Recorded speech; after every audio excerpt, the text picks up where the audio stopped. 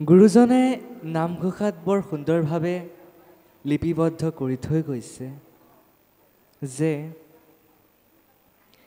ते अपि पूज्यास्ते ते अपि धन्यास्ते एव सुहृदजना स्मरनता स्मरयन्तु जे हरिनाम कलु যোগে। এই কলিযুগত যিসকল মনুষ্যই হৰিৰ গুণানুকীৰ্তন তেখেতসকলে নিজে কৰাৰ লগতে আন মনুষ্যকো যিসকলে হৰিৰ গুণানুকীৰ্তনাৰ্থে তেওঁলোকে সুযোগ প্ৰদান কৰে, কৈছে তেনে মনুষ্য বোলে এই কলিযুগত ভগৱন্তৰ ধন্যবাদৰ পাত্ৰ, তেওঁলোক পূজ্যৱান। আৰু এনে এভাগ কৰ্ম এই কলিযুগত কৰাটো ইমান সহজ কথাও নহয়, কাৰণ এই কলিযুগত মানুহৰ মন চঞ্চল হৈ থাকে। এই চঞ্চল অৱস্থাত এনেধৰণৰ এটা মন স্থিৰ কৰি এভাগ অনুষ্ঠান আয়োজন কৰি তাত ভকতবৃন্দক নিমন্ত্ৰণভাগ জনাই ভকত শুশ্ৰূষা কৰাটো ইমান সহজ কথা নহয়। ভকত শুশ্ৰূষা কৰোঁতেও অনেক ভুলক্ৰুটি হৈ যায়, যিটো ভুলক্ৰুটিৰ মহাপাপে নেকি সেইসকল ব্যক্তিক ক্ৰিয়া কৰিব পাৰে। সেইবাবে এনে এভাগ মহান কৰ্ম আজি ভাৰতবৰ্ষ প্ৰভুজনাৰ লগতে সমূহ ভক্তপ্ৰাণ ৰাইজ আৰু তেখেতসকলৰ সংগীবৃন্দই আজি আয়োজন কৰিছে।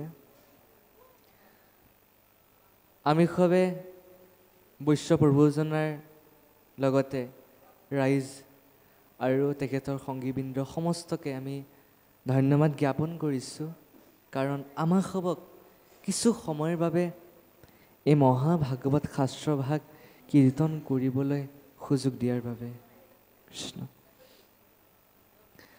আৰু হে গুৰু সমস্ত আই মাতৃ সমস্ত, আমি আশা কৰোঁ যে আমি যোৱা বছৰো আহিছোঁ এই অনুষ্ঠান ভাগত, আৰু এই বছৰো আমি আপোনাক সবাই দেখাৰ সৌভাগ্য হৈছে।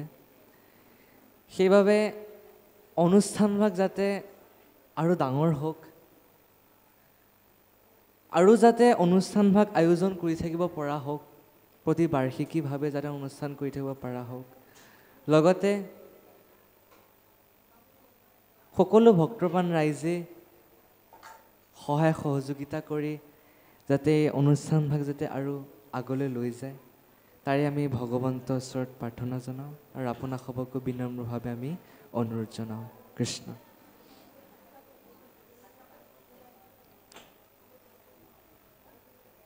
হে গুৰু সমস্ত আই মাতৃ সমস্ত, আমি পাঠৰ মাজলৈ আগবঢ়াৰ আগতে এভাগী গুৰুক স্মৰণ কৰি ল'ব বিচাৰিছোঁ। কৃষ্ণ কৃষ্ণ। শ্ৰীমন্ত শংকৰ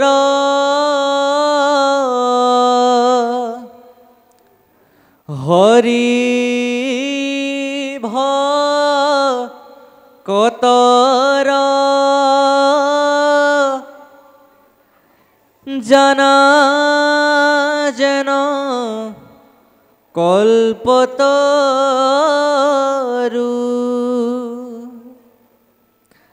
তাহান্ত বিনাই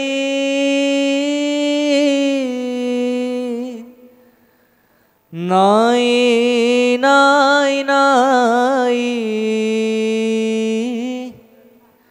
আমাৰ পৰম গুৰু ৰাম আমাৰ পৰম গুৰু। কৃষ্ণ। আমি প্ৰথমতে অকণমান পাঠৰ মাজেৰে আগবাঢ়িছোঁ, তাৰ পাছতে আমাক ইয়াৰ আগত যিখিনি কবিৰ উপদেশত আমাক জ্ঞান দি গৈছে, কাৰণ প্ৰতিটো অধ্যায়ত বিশেষকৈ প্ৰয়োজনীয় কথাখিনি কবিৰ উপদেশত সন্নিৱিষ্ট হৈ থাকে। আমি কবিৰ উপদেশ যিমান ভালদৰে শুনিম, যিমান ভালদৰে সেই কবিয়ে কোৱা উপদেশখিনি আমি পালন কৰিবলৈ চেষ্টা কৰিম, সিমানে আমাৰ জীৱন উন্নতিৰ পথেৰে আগবাঢ়িব। সেইবাবে ইয়াৰ আগত দুলৰী চন্দত যিখিনি কবিৰ উপদেশ প্ৰকাশ কৰিছে গুৰুজনাই, সেইখিনি কবিৰ উপদেশ আমি প্ৰকাশ কৰিম। তাৰ আগতে পদবন্ধে আমাক কি কৈছে আমি অকণমান পাঠৰ মাজলৈ আগবাঢ়িছোঁ। কৃষ্ণ। হে ৰাম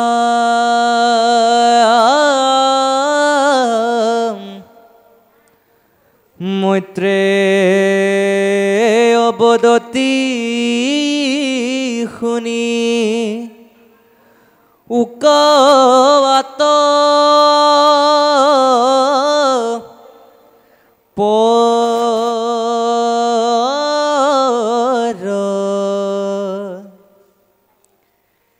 এহি মতে চিন্তি যেবে আশা সৃষ্টি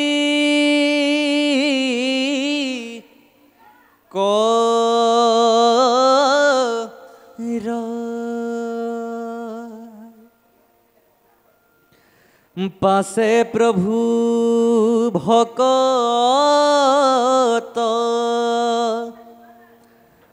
বৎসল ভগবন্ত ভকত ব্রহ্মাকতি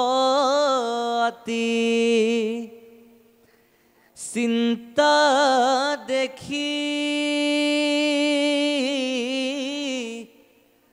লন্ত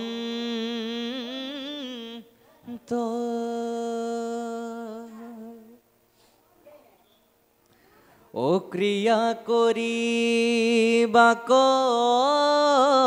প্রতি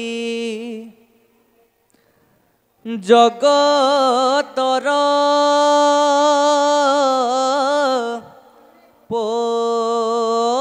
পতি লীলা করি ধরিলন্ত শুকৰ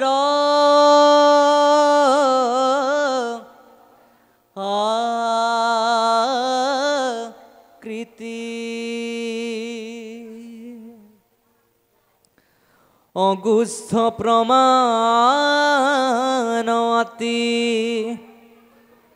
সূক্ষ্ম কৰি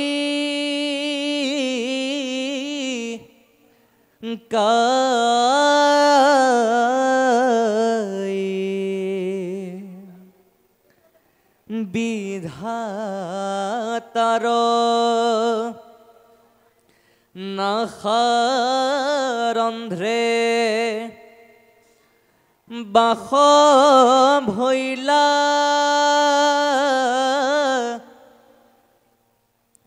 যাহি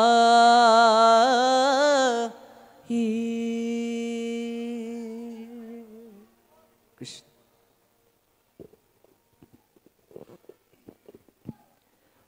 রাম বাজ হুয়া ইলিরায়া কাহে রহি ইলন্ত বরাহ সবল দেখি ব্রহ্মাদরি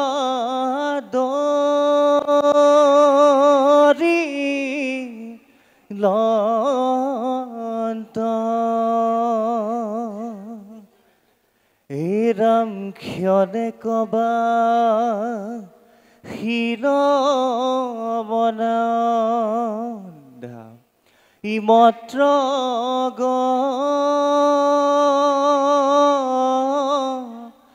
জনয়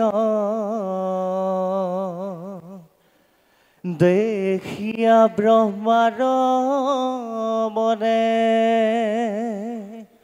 এবিলিল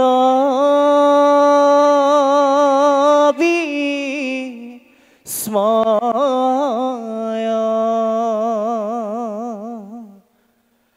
মৰিছি প্ৰমুখে আনো যত ঋষি সয় তেখে বুহ হিতে বিধি বিতৰ্ক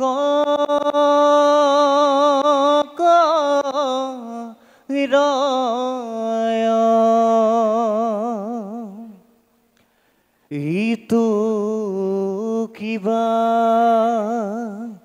ইগুত দেখি ইউক পুত্ৰ গণ মোৰ আশা ইহঁতে বাজ ই ভৈলাই এতি ক্ষণ প্ৰথমে দেখিলো ইটো অঙ্গুষ্ঠ প্ৰমাণ ক্ষণে কতে ই ভৈলা গন্ধ শিলাৰ মান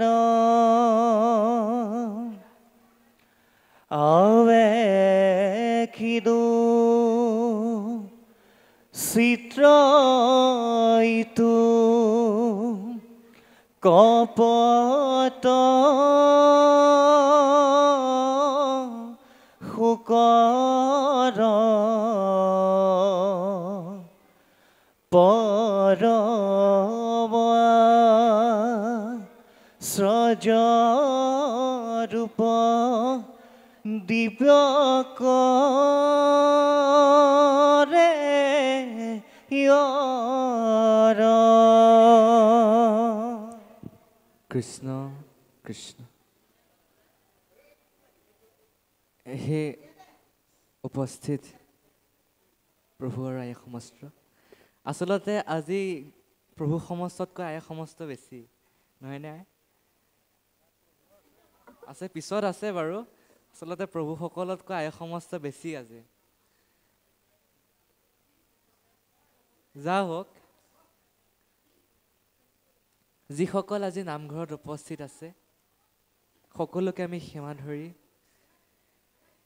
এতিয়া ইয়াৰ আগত যিখিনি কবিৰ উপদেশ আমাক প্ৰকাশ কৰিলে আই সমস্ত, অকণমান মন কৰিব দেই।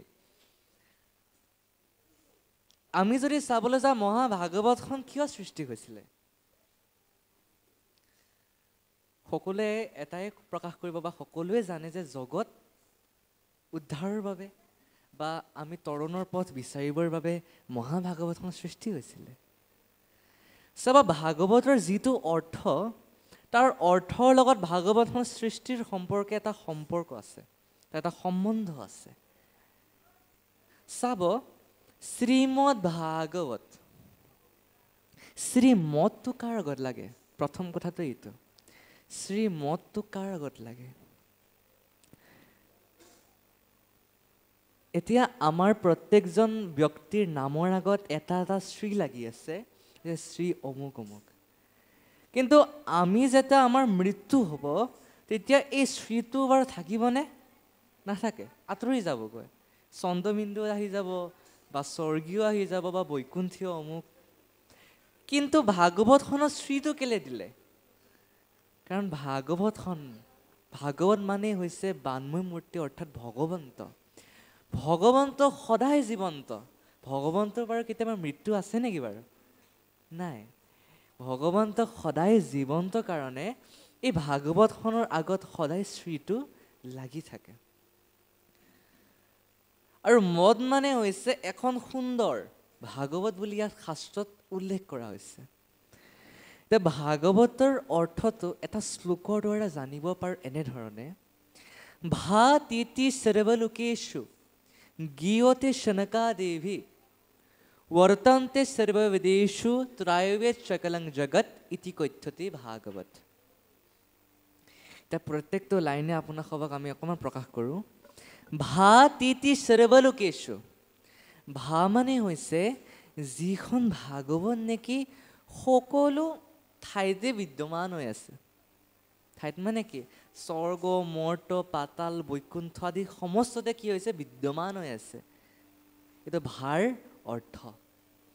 ভাৰ অৰ্থ কি? যিখন ভাগৱত নেকি সকলো ঠাইতে সকলো লোকতে বিদ্যমান হৈ থকাখনেই হৈছে ভাগৱত। এইটো ভাৰ অৰ্থ। গীয়তে সনকাদেৱী, গ মানে কি? যিখন ভাগৱত নেকি চাৰি সিদ্ধই কীৰ্তন কৰি ফুৰে। এতিয়া চাৰি সিদ্ধ কোন কোন? সনক, সনন্দ, সনাতন আৰু সনত কুমাৰ। সনাতন আৰু সনত কুমাৰ, এই চাৰি সিদ্ধ ব্ৰহ্মাৰ, ভগৱন্তৰ নাছিলে, ব্ৰহ্মাৰ প্ৰথম মনুপুত্ৰ। প্ৰথম মনুপুত্ৰ কি আছিলে? চাৰি সিদ্ধ। আপোনাক সবে জানে চাৰি সিদ্ধৰ সম্পৰ্কে, যে চাৰি সিদ্ধ সেই 5 বছৰীয়া শিশুটোৰ নিচিনাই হৈ ফুৰিল। তেওঁলোক বোলে ডাঙৰ নহ'ল। কিহৰ কাৰণে? আপোনালোকে যদি মোক চাইছে বা মোক যদি ইউটিউবত যদি দেখা পাইছে, তেনেহ'লে নিশ্চয় আপোনালোকে জানে যে মই প্ৰত্যেকটো অনুষ্ঠানত নৱপ্ৰজন্মসকলক উদ্দেশ্যি প্ৰকাশ কৰোঁ, শিশুসকলক উদ্দেশ্যি। কিহৰ কাৰণে প্ৰকাশ কৰোঁ? কাৰণ সৰু সৰু ল'ৰা ছোৱালীৰ শৰীৰত কি থাকে? ভগৱন্ত বিদ্যমান হৈ থাকে। তেওঁলোকৰ মায়া মোহ একো নাথাকে, নহয়নে? তেওঁলোকৰ মায়া মোহ নাথাকে। তেওঁলোকৰ নাই টেনশ্যন আছে নে কি চিন্তা আছে কওক? চিন্তা নাই কাৰণে তেওঁলোকৰ মায়া নাই। সেইবাবে শিশুসকলক কি বুলি কোৱা হৈছে? পবিত্ৰ বুলি শাস্ত্ৰত গণ্য কৰা হৈছে। শাস্ত্ৰত গণ্য কৰা হোৱাৰ বাবে চাৰি সিদ্ধই সদায় সৰু হৈ থাকিল, কাৰণ তেখেতসকলৰ মনত যাতে কেতিয়াও মায়ামোহ বিষয়ৰ ভাৱ যাতে তেওঁলোকৰ উৎপন্ন নহওক, সেইবাবে তেখেতসকলে সদায় চাপৰ চুটি সেই 5 বছৰীয়া শিশুৰ দৰেই হৈ থাকিল। সেইসকল চাৰি সিদ্ধৰ কথা মই আজি প্ৰকাশ কৰিছোঁ। এই চাৰি সিদ্ধসকলে কি কৰিছে? তেওঁলোকে বিবাহ কৰা নাছিল। কেৱল ঈশ্বৰ কৃষ্ণৰ নামেই কেৱল তেওঁলোকে লৈ লৈ লৈ লৈ গোটেই ত্ৰিলোক তেওঁলোকে ভ্ৰমণ কৰি ফুৰিছিল। আজিও তেওঁলোকে ত্ৰিলোক ভ্ৰমণ কৰি ফুৰে, কিন্তু আমিহে আজিলৈকে দেখা পোৱা নাই। কাৰণ কিয়? যিজন পবিত্ৰ ভকত, যিজন পৰম ভকত, সেইজনৰ ওচৰলৈ তেখেতসকল তেনেধৰণৰ ভকতে আগমন কৰিব, তেখেতসকল ভকতৰ ওচৰলৈ যাব। কিন্তু আমি এতিয়া চাওক, মায়া মোহত আবদ্ধ, বিষয় সুখত আবদ্ধ, আমাৰ নিচিনা ইমান মলমতী মনুষ্যৰ ওচৰত ক'ত আহিব তেনেধৰণৰ পবিত্ৰ ভকতসকল? নহয়নে বাৰু সমস্ত? আমাৰ নিচিনা ইমান মলমতী মনুষ্যযুক্ত ক'ত আহিব বাৰু তেনেধৰণৰ পৰম ভকত? কিন্তু যিসকল পৰম ভকত, আমি যদি উদাহৰণস্বৰূপে চাবলৈ যাওঁ, ব্যাসদেৱৰ ওচৰত নাৰদদেৱ আহিছিল। ব্যাস কাৰণ পৰম ভকত আছিলে। ব্যাস আচলতে পৰম ভকতৰ লগতে তেওঁ ভগৱন্তৰ এটা অৱতাৰ আছিলে, কাৰণ তেওঁ এজন পবিত্ৰ। তাৰ পাছতে প্ৰাচীন বহি ৰজাৰ ওচৰলৈ নাৰদ মুনিৰ আগমন ঘটিছিলে। প্ৰিয়ব্ৰতৰ ওচৰলৈ ব্ৰহ্মাকে আদি কৰি তেওঁৰ পিতৃ মনু আহিছিল, স্বয়ম্ভু মনু আদি বহুতো উদাহৰণ আমি শাস্ত্ৰত পাওঁ। এই চাৰি সিদ্ধ যিখন ভাগৱত, যিখিনি গুণানুকীৰ্তন নেকি ত্ৰিলোকত প্ৰচাৰ কৰি ফুৰে, সেইখিনি গোটেইখিনি কথা ক'ত আছে? ভাগৱতত সন্নিৱিষ্ট হৈ আছে। এইখনেই হৈছে ভাগৱত। বৰ্তন্তে সৰ্ববেদেষু, যিখন ভাগৱত নেকি প্ৰত্যেকখন বেদতে বিদ্যমান হৈ আছে। আমি যদি চাবলৈ যাওঁ, তাৰ উদাহৰণ দিয়া হৈছে নামঘোষাত। মাধৱ পুৰুষে এনেধৰণে লিখিছে নামঘোষাত যে সৰ্ব বেদান্ত সাৰঙে ভাগৱন মিশ্ৰতে তদ্ৰো ৰাম তৃপ্তস্য নন্যত্ৰ স্যাৎ ৰতি। এই বেদত যিমানবিলাক কথা উল্লেখ কৰা হৈছে, তাৰ সাৰ তত্ত্ব কথাখিনি ক'ত আছে? মহাভাগৱত শাস্ত্ৰত আছে। 18 পুৰাণত 14 শাস্ত্ৰত যিমানবিলাক কথা উল্লেখ কৰা হৈছে, তাত সাৰ মৰ্ম, সাৰ তত্ত্ব কথাখিনি এই মহাভাগৱতখনত উল্লেখ কৰা হৈছে। তেনে এখন মহাভাগৱত আজি আপুনি শ্ৰৱণ কৰিবলৈ পাই আমি নিজকে ধন্য মানিব লাগে। আমি নিজকে ধন্য মানিব লাগে, তেনে এখন মহাভাগৱত শ্ৰৱণ কৰিব পাৰিছোঁ। আৰু তেনে নকৰি যদি আমি কথা বতৰাত ব্যস্ত হৈ যদি আমি অন্য চিন্তা যদি কৰি থাকোঁ, তেনেহ'লে আজি অনুষ্ঠানত আহি মহাভাগৱত শুনিম বুলি আমি পুণ্য অৰ্জন কৰিবলৈ আহিম বুলি ভাবি আমি যে পুণ্য অৰ্জন কৰিব আহিছোঁ, সেইটো নহ'ব। কি হ'ব? তাৰ বিপৰীতে আপুনি পাপহে অৰ্জন কৰিব, কিন্তু পুণ্য আপোনাৰ অৰ্জন নহয়। যিখিনি পুণ্য আছিলে সেইখিনি ক্ষয়হে হ'ব, আৰু আপোনাৰ সেইখিনি ক্ষয় হৈ পাপৰ উৎপন্ন হৈ আপুনি পাপৰ ফলভাগী হ'ব লাগিব। তাৰপিছত মানে হৈছে ত্ৰয়ত সকলং জগত। এই মহাভাগৱতখন আমি শ্ৰৱণ আৰু কীৰ্তন কৰিলে আমি এই কলিযুগটো তৰি যাব পাৰিম বুলি শাস্ত্ৰত উল্লেখ কৰা হৈছে। ইতি কথ্যতে ভাগৱত, এইটোৱে হৈছে ভাগৱতৰ অৰ্থ। চাব এতিয়া ভাগৱতৰ অৰ্থটোত আমি কি বুজি পালোঁ? যিখন ভাগৱত নেকি ত্ৰিলোকত বিদ্যমান হৈ থাকে, যিখন ভাগৱতৰ দ্বাৰা নেকি আমি মুক্তি পাব পাৰিম। এইখন ভাগৱতখন যে ইমান ডাঙৰ যে কেলে? কাৰণ ইয়াত গোটেইখিনি কাহিনী সোমাই থকাৰ বাবে ডাঙৰ হৈছে, নহয়নে? কিমানখিনি মহা ঋষিসকলৰ কথা ইয়াত উল্লেখ কৰা হৈছে। কিয় উল্লেখ কৰিবলগীয়া হ'ল? এই মহা ঋষিসকলৰ কথাটো উল্লেখ নকৰাতে নহয়, ডাইৰেক্ট কৃষ্ণ কথা উল্লেখ কৰিব পাৰে। এই মহান ঋষিসকলৰ কথা উল্লেখ কৰি ভাগৱতখন বাৰু এনে কেলে ডাঙৰ কৰি আছে? গুৰু সমস্ত, আই সমস্ত, ইয়াৰো এটা তত্ত্ব আছে। ইমান এখন মহাভাগৱতখন হোৱাৰনো কিনো দৰকাৰ আছে? কৃষ্ণৰ কথা একাদ্ৰিক্ৰমে অকণমান প্ৰকাশ কৰক, 100 পৃষ্ঠামান হ'লে কামেই শেষ। 1300 পৃষ্ঠাযুক্ত এখন মহাভাগৱত কিয় হৈছে? আমিবিলাক হৈছোঁ বুজিব নোৱাৰা মনুষ্য। এটা সুন্দৰ বাক্য আছে, কুকুৰৰ নেজ কেতিয়াও পোন নহয়। তেনেধৰণৰ আমি মনুষ্য। সেই নেজডাল পোন নোহোৱা আমি মনুষ্যই যিমানে আমাৰ তত্ত্বগতৰ জ্ঞান নিদিয়ক কিয়, আমি সেই জ্ঞান কেতিয়াও বুজি উঠিব নোৱাৰোঁ। কৃষ্ণৰ কথা যদি আপোনাৰ কাণত পেলাই থাকে, আপোনাৰ জ্ঞান কেতিয়াও নাহে। মহাপুৰুষে এটা চেষ্টা কৰিছে, যদি এই নেজ পোন নোহোৱা কুকুৰক যদি অকণমান জ্ঞান দিয়া যায়, যদি অকণমান জ্ঞান লয়, নিশ্চয় পৰম গতিৰ পথটো বিচাৰি পাব। নহয়নে প্ৰভু সমস্ত? আমি জীৱ জন্তু এটাক যদি কিবা এটা কওঁ, তাক যদি শিকাই থাকোঁ, এদিন হ'লেও এদিন সি কি কৰিব? সেইটো বুজি উঠিব আৰু তাক ব্যৱহাৰ কৰিব। ঠিক তেনেধৰণে আমিও যদি এই ভাগৱতখনকে যদি বাৰে বাৰে শুনি থাকোঁ, আমি বুজি উঠিম যে ভগৱন্তৰ মহিমা, ঈশ্বৰ তত্ত্ব আৰু নাম ল'লে কিমানখিনি আমি ফলৰ ভাগী হ'ব পাৰিম তাৰ সম্পৰ্কে হ'লেও আমি কিঞ্চিত জ্ঞান প্ৰাপ্তি হ'ব পাৰিম। মহান ঋষিসকলৰ উদাহৰণ দিয়া গৈছে যে আমাৰ জীৱনটো কেনেধৰণৰ এতিয়া। তাৰ লগত এই মহান মহান ঋষিসকলৰ কি হৈছে, জীৱন্তবিলাক, জীৱনৰ শৈলীবিলাক মিলিত হৈছে। সেইবাবে শাস্ত্ৰত এই ঋষিসকলৰ কথাবিলাক আমাক জনাইছে যে এনেধৰণে তেখেতসকলে এনেধৰণে ঈশ্বৰ তত্ত্ব তেওঁলোকে জ্ঞান কৰি ঈশ্বৰৰ কথা শুনি তেওঁলোকে মুক্তি পালে। আৰু আমিও যদি তেনেধৰণে যদি কৰোঁ আমিওতো মুক্তি পাম। এনেধৰণৰ উদাহৰণ দিবলৈকে গুৰুজনে ইমান সুন্দৰভাৱে তেওঁলোকে কাহিনী সন্নিৱিষ্ট কৰি ইমান এখন মহাভাগৱত তেওঁ ৰচনা কৰিলে।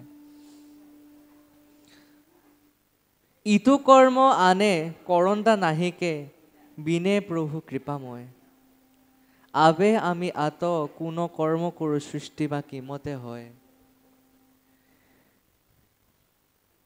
এই জগতখন ভগৱন্ত ঈশ্বৰ কৃষ্ণৰ সৃষ্টি কৰিছে। আমাৰ মনুষ্যক কি কৰ্ম কৰিবলৈ পৃথিৱীত পঠালে তাৰ কোনো ঠিকনা নাই।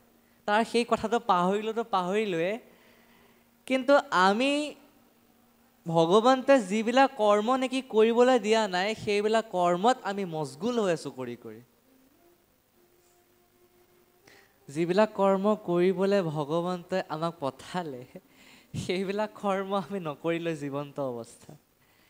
যিবিলাক কৰ্ম নেকি আমাক কৰিবলৈ নিদিলে সেইবিলাক কৰ্ম কৰি আমি জীৱনটো এনেই আয়ুসবিলাক ক্ষয় কৰি আছোঁ। চাওক গুৰু সমস্ত, সেইটোৱে শাস্ত্ৰত উল্লেখ কৰিছে। ইমান এখন পৃথিৱী ভগৱন্ত আমাক দিলে, ইমান এটা সুন্দৰ শৰীৰ প্ৰদান কৰিলে, হাত দিলে, ভৰি দিলে, আদি যিমানবিলাক বস্তু আমাক লাগে সমস্ত দিলে। যিমানবিলাক বস্তু লাগে সমস্ত কি কৰিলে, ভগৱন্তে আমাক দিলে। এই দিয়াৰ পাছতো যদি এইখিনি যদি সৎ ব্যৱহাৰ কৰিব নাজানো, হাত মুখ শৰীৰটো পোৱাবৰ কিবা অৰ্থ আছে নেকি? নাই। তাতকৈ যে আমি এই হাত ভৰি নথকাই জন্তুৰ নিচিনা হৈ থকাই ভাল বোলে শাস্ত্ৰত কোৱা হৈছে, তো আমি কোৱা কথা নহয়। সেইবাবে সেয়াই সমস্ত মনত ৰাখিব,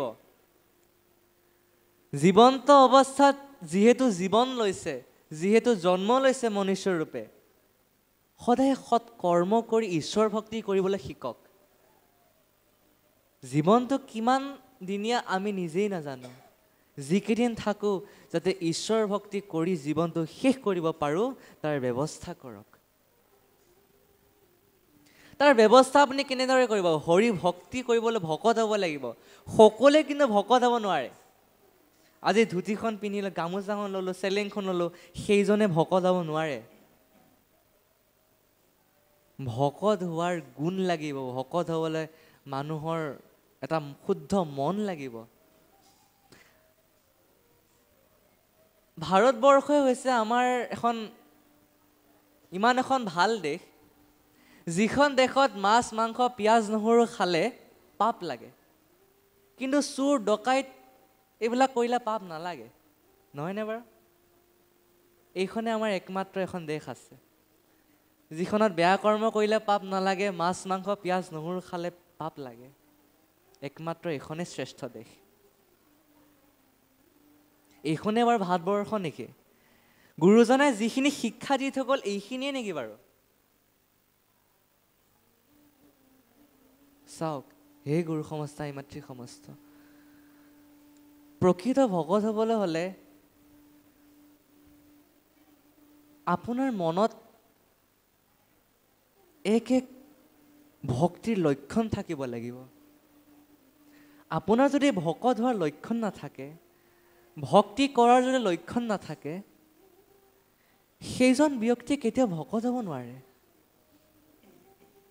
সত্য, শৌচ, ক্ষমা আৰু দয়া, সকলোৱে জানে এই চাৰি ধৰণৰ যেতিয়া মানুহৰ শৰীৰত থাকিব, চাৰিটা গুণ, সেইজনে ভকত হ'ব পাৰিব। সত্যত আজিকালি সকলোৱে থাকিবলৈ চেষ্টা কৰে, কিন্তু আজিকালি পৰিস্থিতিয়ে মানুহক কি কৰি দিয়ে? সত্যত যাবলৈ বাধা প্ৰদান কৰে।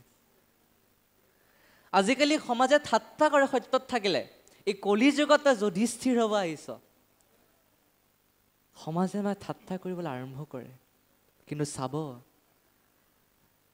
যিটো ৰাস্তাত কাইট থাকে যিটো ৰাস্তাত আমি কষ্ট পাওঁ দুখ বেজাৰ থাকে সেই ৰাস্তাটোতে কি থাকে সফলতা থাকে সেই ৰাস্তাটোতে সুফল থাকে মনত ৰাখিব সদায় কথাষাৰ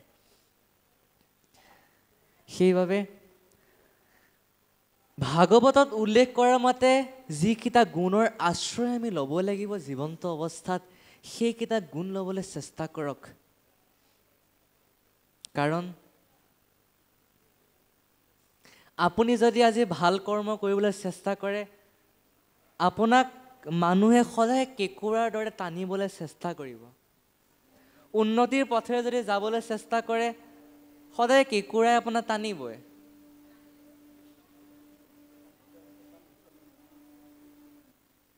টানি থাকিব দিয়ক কাৰণ এই কলি যুগত মানুহ তেনেকুৱাই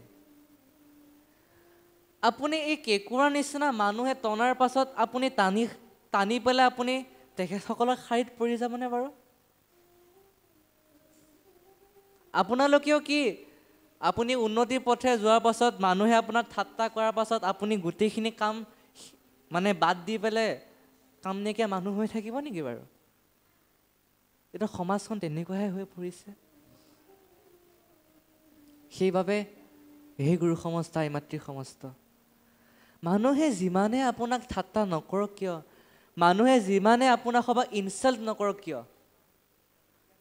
এইবিলাক কথা বাদ দিয়ক কেৱল মনৰ কথা শুনক বিবেকৰ কথা শুনক আপুনি মনৰ কথা শুনি যদি আগবাঢ়ি যাবলৈ চেষ্টা কৰে